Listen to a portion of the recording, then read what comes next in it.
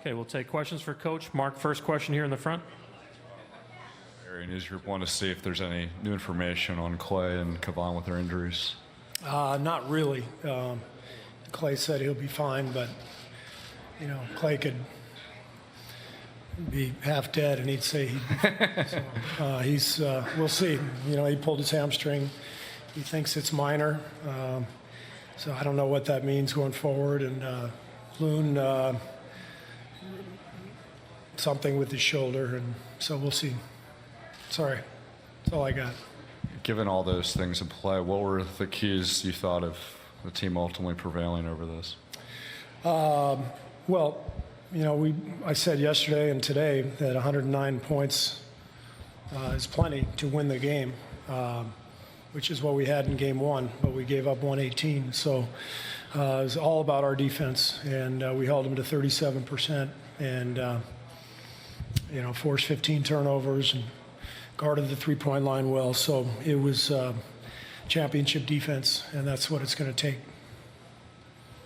Nick, back left, standing. Steve, Nick Friedel, ESPN. Back. How would you put into context the performance DeMarcus gave you, given the fact that he's missed 6 weeks and he tore his quad? I thought he was great. I mean, we came in thinking, all right, he can, maybe play 20 minutes, and he gave us almost 28. There was only one time in the game when he needed a rest, which was mid-fourth, and we gave him a couple minutes and then got him back in the game. But he was fantastic, and we needed everything he gave out there: his rebounding, his toughness, his physical presence, getting the ball in the paint, and just playing big like he does. We needed all of that, so I thought he was fantastic. Phil. Hey, Steve. Phil Barber, Santa Rosa Press Democrat.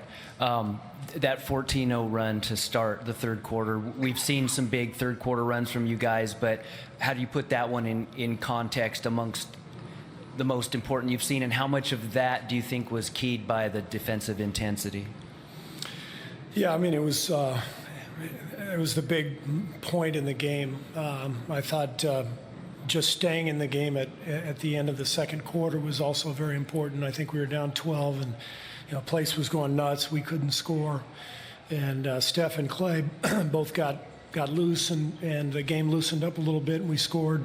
We weren't exactly making stops, but we cut the lead to 5 and could kind of breathe at halftime. And I think our guys felt renewed life at that point and came out and just had a great run to take control of the game, and we were able to finish it out from there.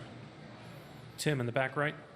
Steve, Tim Reynolds with the AP. Two things. One, you said Steph and Clay, but Steph got loose. What was it that was bothering him early? Did you ever get any clarity on that? And secondly, did you have a feel at halftime that you guys were going to put together one of those spurts to open a quarter like you have so many times? I mean, I couldn't have envisioned 14-0, but I liked our position. It felt like we should have been down by a lot more than 5, and for the first quarter and a half, we really had a tough time scoring, and so the last, whatever it was, 4, 5, 6 minutes, the game loosened up, and we finally broke free and started getting some buckets. We started to look like ourselves, and so at that point it just felt better. And then the second half we got it rolling, and we ended up with 34 assists, which is more like our team. And so it was it was a great win. Now we got to go home and protect our home floor, and we'll see about all the injuries. But I'm very proud of our team, and in particular all the guys off the bench. Quinn Cook hit some huge shots, and Bogut came in, gave us big minutes.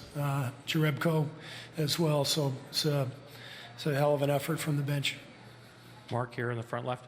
Steve, Mark Schwartz, ESPN.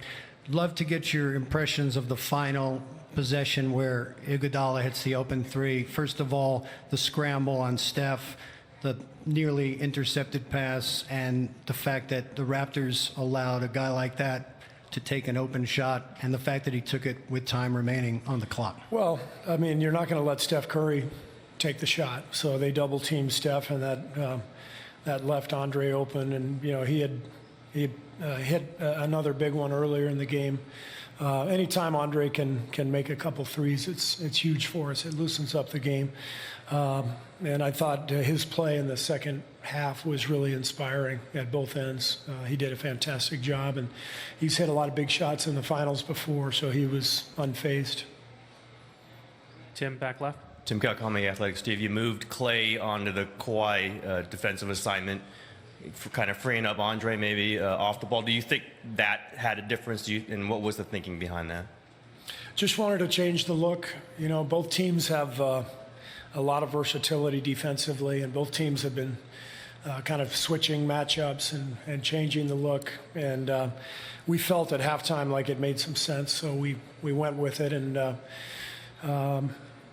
whether that was it or not, I mean, we just got into a good groove defensively to start that third quarter. And so we'll take a look at the tape and assess what we see. But it was a great third quarter effort. Held him to 21 points in that quarter.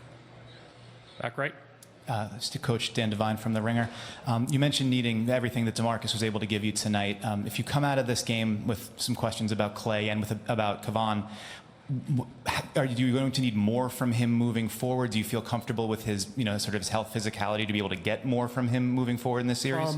From DeMarcus. From DeMarcus. Yeah, he feels good in there right now, and we have a couple days before Game 3, so we do feel confident that we can continue to get good minutes from him, and we're going to need them, obviously, with all these injuries.